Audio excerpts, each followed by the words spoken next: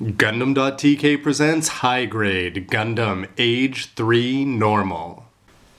Hey, what's up again, everybody? It's Robert184, 2Rs2Bs, Gundam Reviews.net, and X is going to have to get that off his head because it's time to put the Age-3 together and check it out in its mobile suit mode.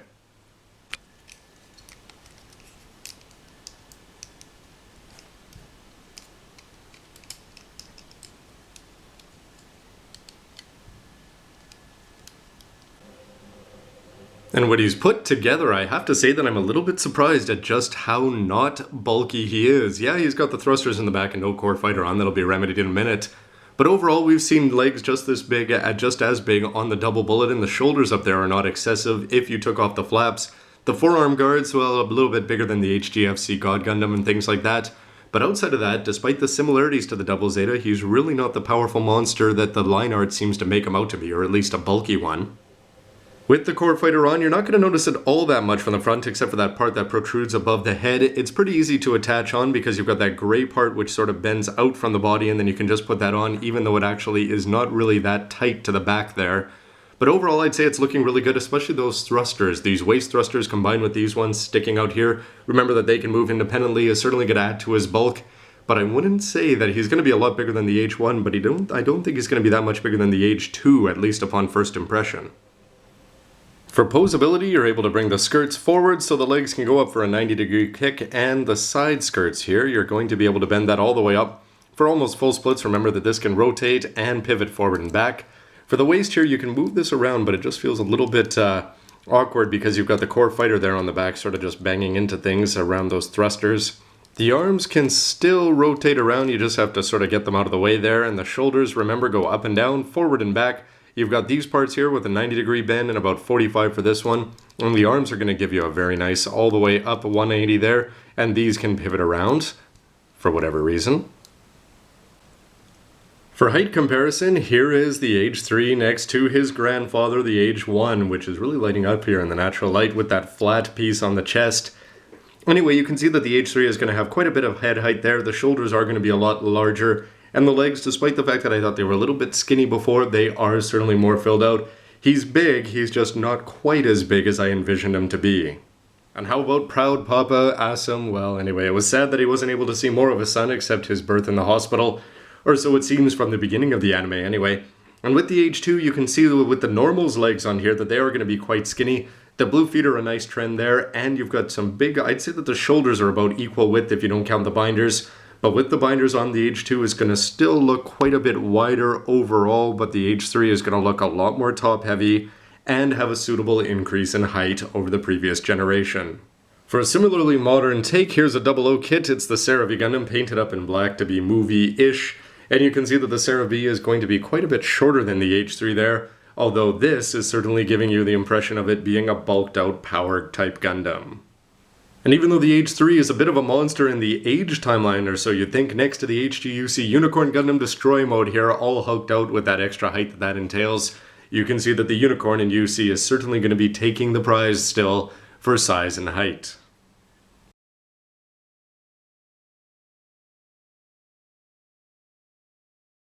Putting the Sigmasis rifle in hand is no issue whatsoever. You just drop it in, and having those extra little forearms there is just going to provide the difference. It just seemed like that gray part there had a little bit too much of a gap, but the forearm is taking care of it. No weight issues so far, although remember that if you do rotate this, it's going to result in the flaps moving up there. You can't really have the arms and the shoulders, although that elbow is going to give you a pretty nice bend if you want to just do that. Just sort of mucking around here, you can see that the flaps again are going to be built, but so far no weight issues, and I've tried it in quite a few poses here with that right arm holding up the gun. With the more dynamic left hand, you can do some pretty cool things, and it's just in the anime, sometimes when they show this guy off in his really cool dynamic poses. Anyway, it looks like most of them are going to be recreated. He'll just be a little bit skinnier, I suppose. And if you want to put him up aerial, remember you can just pop this middle part off, you don't really need it on while it's here. And you can put that gray part at 3 different angles, so you don't have to go full Superman like he is here. But the beam saber in hand is going to look pretty good.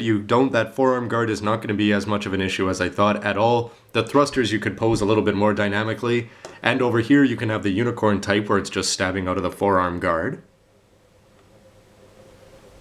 Now the feet bending down 90 degrees is certainly going to look good. Not quite as good as the orbital is going to look, I think, as when it comes out. But you can see that the Sigmasis rifle is going to fit in fairly well back there. It's got that extra little distance from the core fighter, which already has some distance from the back. However, if you do rotate the chest and the waist, you're going to notice that this is going to be a little bit offset, which can look a little bit awkward. But then again, with that cool looking upper body there, between the beam sabers and those flaps, this guy all of a sudden is looking like somebody you wouldn't want to be looking up at as a Gaffran as he swooped down. For the transformation, you'll pop out the head and chest unit there, get the core fighter off the back, and detach these arms, and then this part is going to become just something that'll go sit in a Ziploc somewhere. Transforming the legs just involves bringing the skirt forward here, bend down the legs at a 90-degree angle, and then bend the knees. You've got to keep this, well, you want to keep these as close as possible. You can get these white parts out of the way and then flip the feet down, and these knee parts are just going to sort of sit there. Nothing fancy with the arms except that you're going to rotate the white part there to get that covered up and flip these flaps down flat. Take this extra little add-on part and add this onto either side, and then once you add on the lower body, there you have it. Something that is not going to look anywhere near as cool as the double Zeta Gundam when it transforms. The legs are okay, they're not as bad as I thought they would be with the gauging builder here. It's cool to have this open part here for the chest, and that clear green part is certainly going to help. The flaps and the forearms, though, are just going to sort of sit there. You can maneuver those thrusters around a little bit, but overall I'd say this is nothing too exciting. But the detached backpack is going to be a little bit more exciting when it becomes the core fighter, as you just bend down this white part here, the white and blue part, and plug this in, and hopefully the V-fin here isn't going to have any issues. When you plug that in, that's what you're going to see until you actually, well done Bandai, covering up the head of the Gundam and still just revealing just a little bit. And when it's all put together, I suppose this is going to be just okay in my books anyway. Of course, I'd love to hear your opinion with a comment down below. The core fighter for me has to be the highlight. I do like the white and the blue and the seal. The white seals don't bother me. Putting that little bit of silver underneath the cockpit, though, is just going to help bring it to life in terms of the light reflecting off of it from your wherever you are in the room kind of thing. And for this is going to plug in just into the regular attachment point there. The legs, it's not going to look as awkward, sort of the gauging builder, everything was sort of bent at a 45-45 kind of thing. Anyway, it looked pretty terrible. The 90s are certainly going to help, and if you lined up these two gray parts so that they were shooting out of the same angle, it would probably be okay, but I certainly don't think it's worth buying a second one just to show off this mode. Although the addition of the Sigmasis rifle there is going to make it look a little bit more intimidating if it was coming right for you. So that's going to wrap up my look at the G-Scepter, core fighter, and the mobile suit of the H3, but don't forget to stick around for the verdict where I'll have a list of all the good and bad things that I could pick out while putting this kit together. And anyway, I'd love to hear your thoughts on the MS, how it looks, and how it plays with a comment down below. Anyway, everybody, as always, thanks for watching, and we'll see you next time. Bye.